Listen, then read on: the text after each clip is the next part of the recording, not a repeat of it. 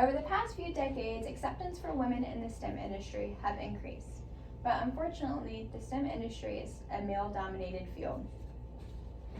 Rashima Sajid is the founder and CEO of the nonprofit organization Girls Who Code, and she is determined in helping young girls and women succeed in the STEM industry.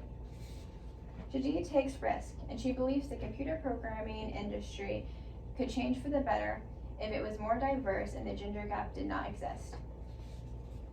First off, who is she and how did she get involved in the STEM industry?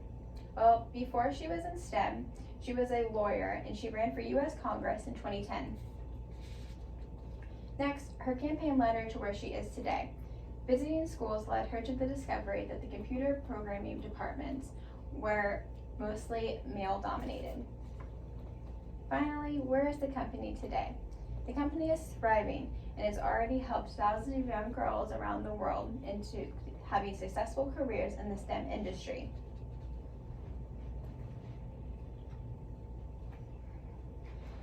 Sajid went to Harvard University and Yale Law School, according to an article by SHRM. At the beginning of her career, she was a lawyer and did not find her way into politics or the STEM industry until 2010 when she was running for US Congress. An article by Ed Surge said that she was the first Indian American woman to ever run for US Congress.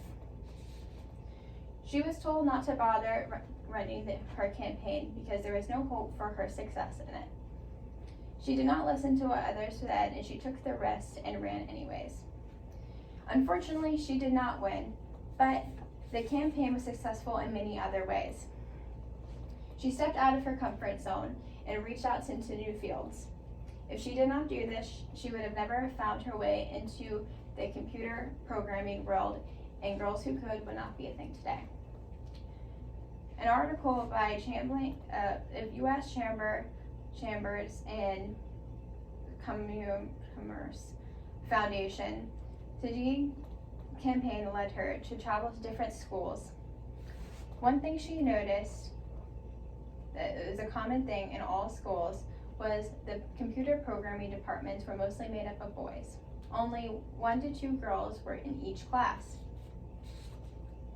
After doing some more research, she realized that the STEM industry is mostly made up of male. According to an article by SSRN, says women fill over half the U.S. economy's jobs, but only 25% of women are in STEM jobs. Sajid saw these same stats and knew something had to be done about this. There was a huge gender gap in the STEM industry. She asked herself, how in today's world is there such a large gender gap and it's a large growing community? She realized it was not because men are just inherently smarter than women. She realized men are pushed to take risks and women are taught to always stay perfect and to play it safe. What is Girls Who Code and how is it doing today? The point of Girls Who Code is to teach girls to take risks and to gain confidence in the computer programming industry.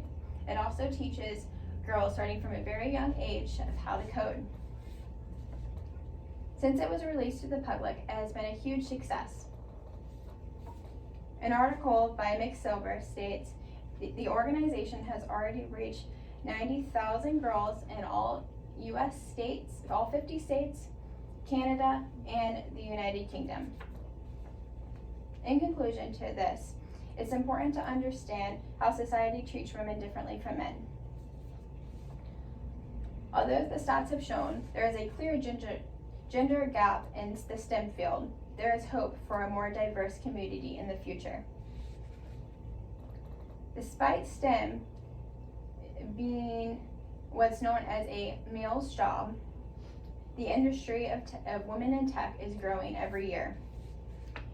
Thanks to advocates like Sajid, the next generation of women have a chance to establish successful careers in a career field built by men. Thank you.